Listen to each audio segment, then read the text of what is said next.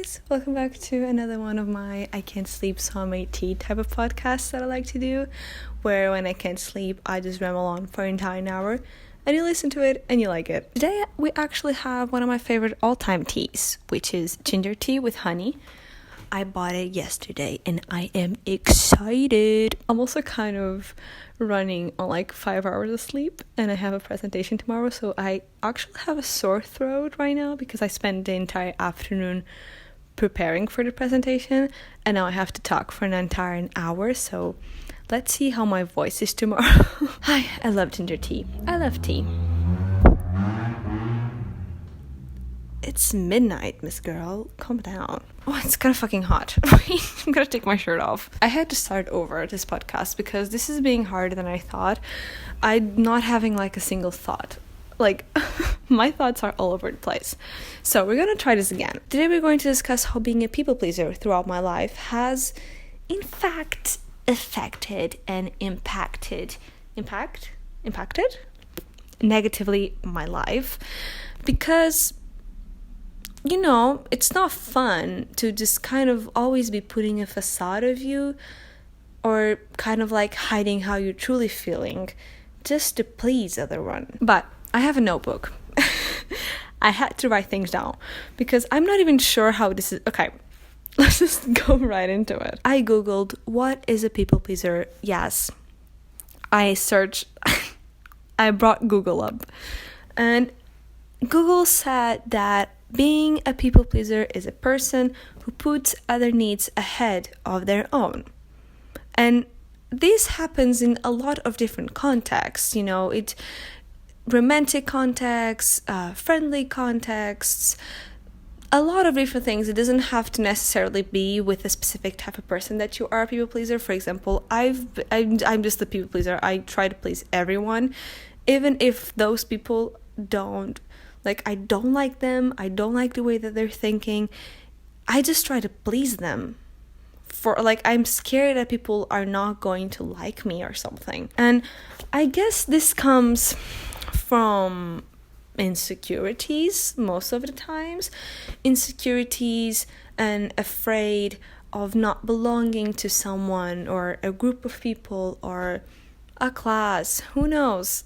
Just like afraid of not belonging. And in order to do that, I've kind of created so many different facades of me. I've said so many shit to just try to please people, even if those people don't give a shit about me. Even if I don't give a shit about those people, I just try to please them even if I don't like them, which is really not, because I know that this, I know I am like this. I do not like being like this, but for some reason I just can't get over it and actually set the boundaries. That's kind of my biggest weakness when it comes to this. I just have a hard time setting boundaries. But I've grown, actually, because being in a relationship has helped me with this. Because I'm a very introvert person. I need my alone time. And I am with someone that likes to be with other people, likes to be with me, likes to just always be talking, always in companionship. But I am not like that. I need my alone time, and that is one of my top priorities. And being with someone that enjoys being with me so often, it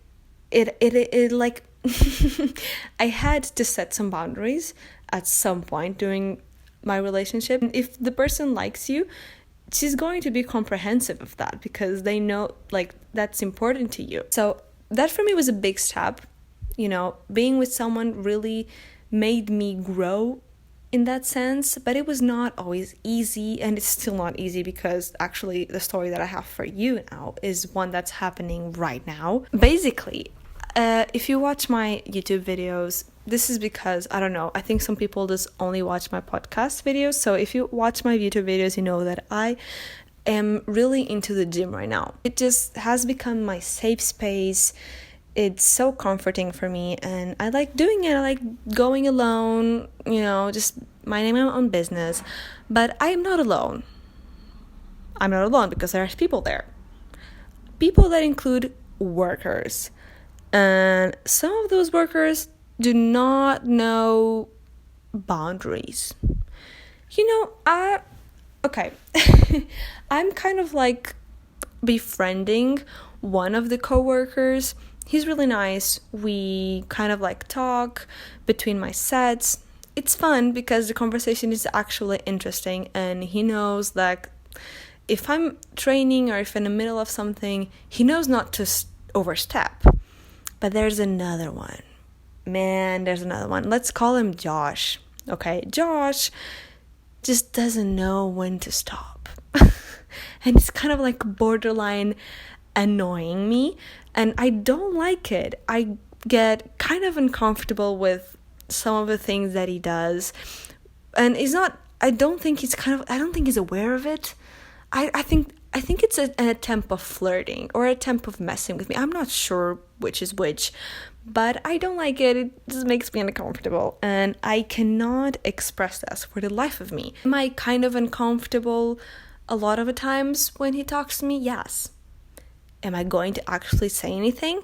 No. Should I? Definitely. But I can't. For the life of me, I fucking can't, because I am scared of being mean. And this is a guy why am I trying to please? I'm not sure if this is pleasing, but like, why am I not setting my boundaries with this random fucking guy that I've talked like 10 times in my life? Why can't I set my boundaries? Why can't I just say, hey, I don't like it when you interrupt me. We can talk later, I guess, but let me just finish this. Why is that so hard for me?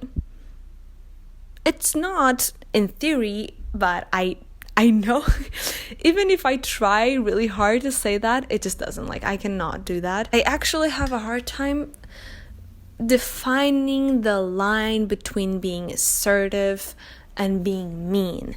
That is something that I struggled with, so I just try to be super nice to people and try to please them, because I'm scared of being too assertive, that I might come off as mean, and I don't like being mean. And that's something that actually, like, I have a group presentation right now, like, and me and this girl actually have the full story on my Patreon if you want to check it out, if you want to know the dirts. But me and this girl just weren't seeing eye to eye in a lot of things during our presentation, and I kind of talked to her about it. I've tried to be nice, but I don't think her answer was nice. I think she was kind of like passive aggressive, more to the aggressive. Like, she called I don't want to spoil things, so if you want to go and check it out on our Patreon, but she just wasn't very nice. She kind of like made fun of my PowerPoints when we weren't seeing eye to eye. There was no need for her to make fun of my things, I guess. And I just couldn't, for the life of me, be kind of mean or being assertive. I really tried, but I always added a little haha, I always added a little emoji, so just like to kind of like settle things down a little bit when I should be mad. Like, I was mad, and she was able to like say that she was mad, but I wasn't able to do the same. Like, I tried to dim down the situation by adding things when no, I was mad. I should be mad. It was my right to be mad, and I just couldn't I couldn't communicate that with her because I was scared of being mean. I was trying to please this person that I'm not friends with. And throughout my life, being a people pleaser has just deeply affected the way that I think about myself, because I'm just always mad when I try to please someone that I don't even want to please, because I just unconsciously kind of do it, and then I just talk really badly about myself and just kind of try to understand where this comes from, but I just can't. Like, I know that this is an insecurity, but I think I'm going to try, like, that's my 2025. I'm just getting comfy. I'm just getting comfy up in my bed. I'm going to try to make this kind of like a New Year's resolution to just like be more assertive, try to set my boundaries, because it's so important that you set your boundaries, because then you're just going to be spread thin. Like, I've had times where I'm an introvert, as I said earlier, and for me it's really hard to just schedule a lot of social gatherings, but I have a hard time saying no. and I want to please everyone that's around me. So I will spread myself thin throughout all of these gatherings where I don't actually want to be there, because I'm just too scared to say, hey, actually I'm not going because I don't really feel like it, like I don't really want to. I prefer to be alone right now. My inability to say those things has just affected my mental health, because I've come to stages where I was just like so drained from doing things that I didn't want to, and from trying to please everyone around me, that I hit like a rock bottom a lot of times, because it's just like it's draining. It truly is draining, because you're kind of like being someone that you're not, and that is always going to drain you. Another example, listen, this one is crazy.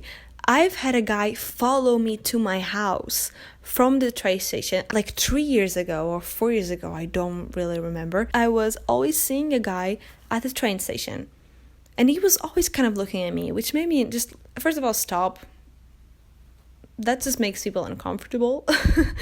And he got off at the same train stop as me, but I take the bus to my house from the train station.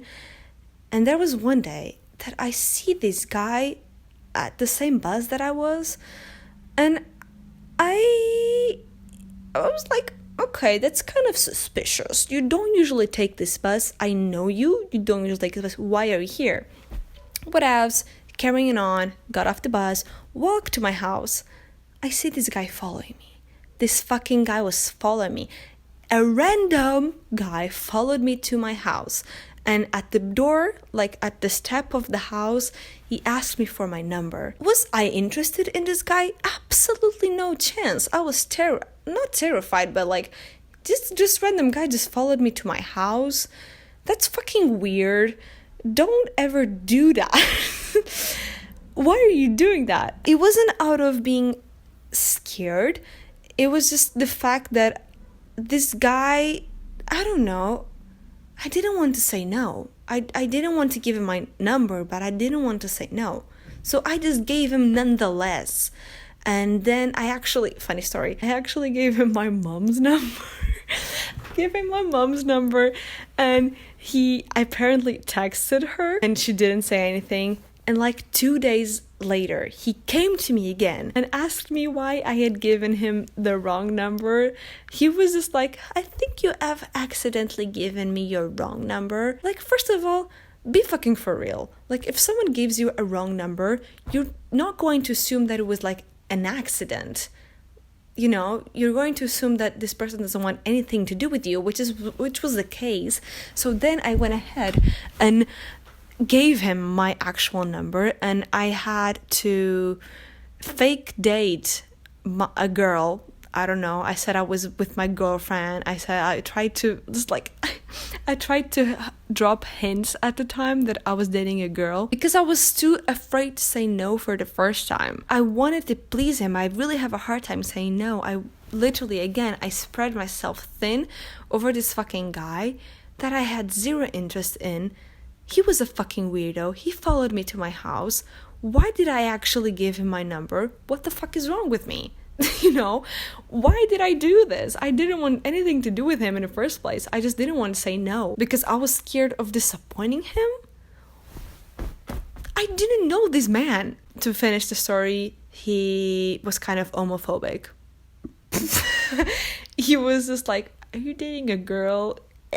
Ew, boo. I wrote some things down of how I'm going to try to get over this business of being a people pleaser. So take it with a grain of salt. This is a good one, actually, is to prepare your ideas or whatever you want to say beforehand. This is in the situations where you want to say something new, you want to kind of give your opinion on something, but you're not sure how the other person is going to take it.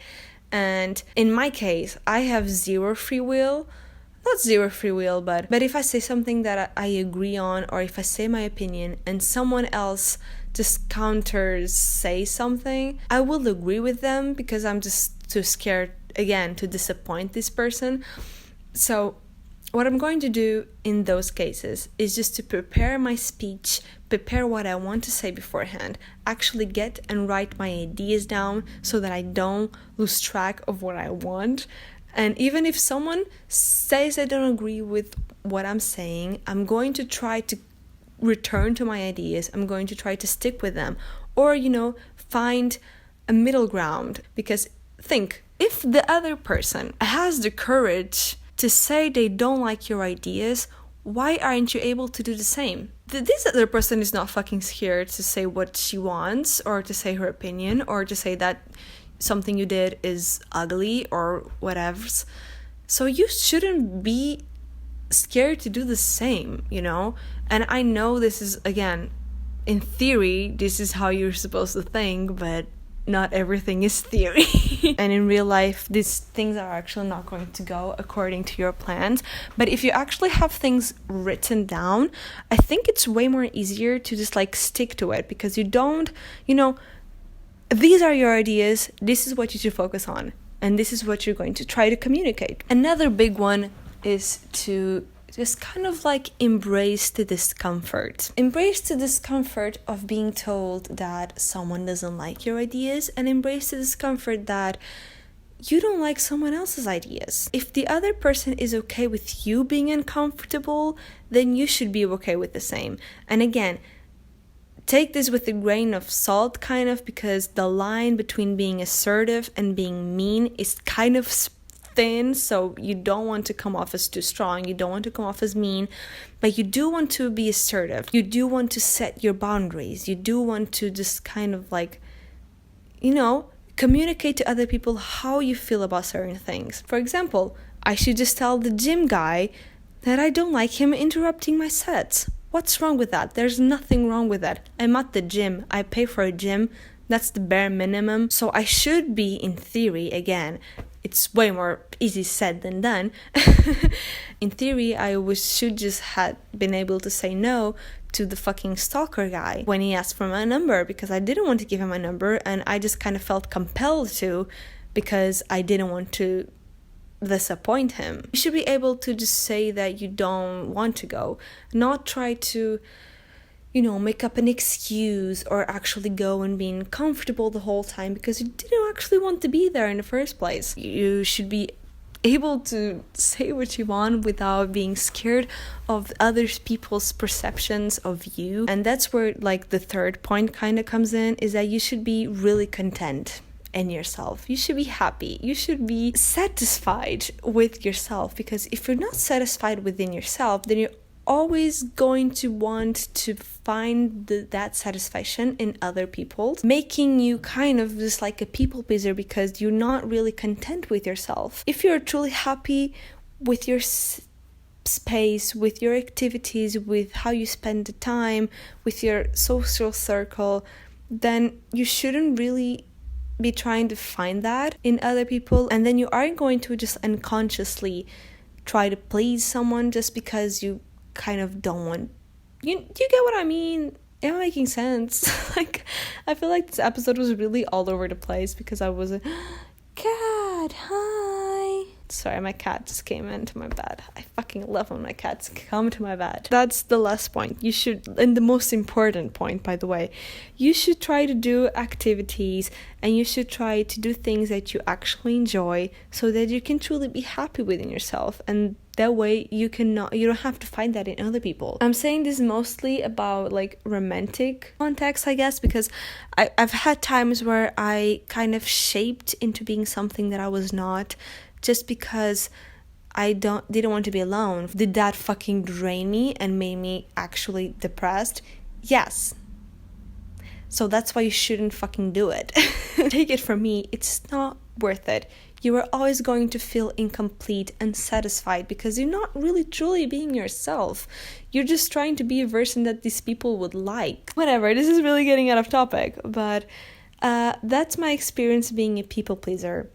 It fucking sucks. It really fucking sucks. And let's try our best to not be one, because it just truly is not worth it. I'm going to try to make I'm probably not going to say to the gym guy that I don't want him interrupting my sets, but I'm going to try to communicate that other ways. I'm going to try to use other ways to say that I'm not sure what yet, but I'll let you know. My throat hurts because I've just been talking nonstop for the past 5 hours. I fucking forgot I had the tea. No, it's cold. Don't do this to me. That's it for this episode. Actually sick and tired of listening to my own voice at this point. So yeah, I'm gonna end the video here. I hope you liked it. Let me know in the comments. And I love you all so very much. Yeah, this was fun. Love you.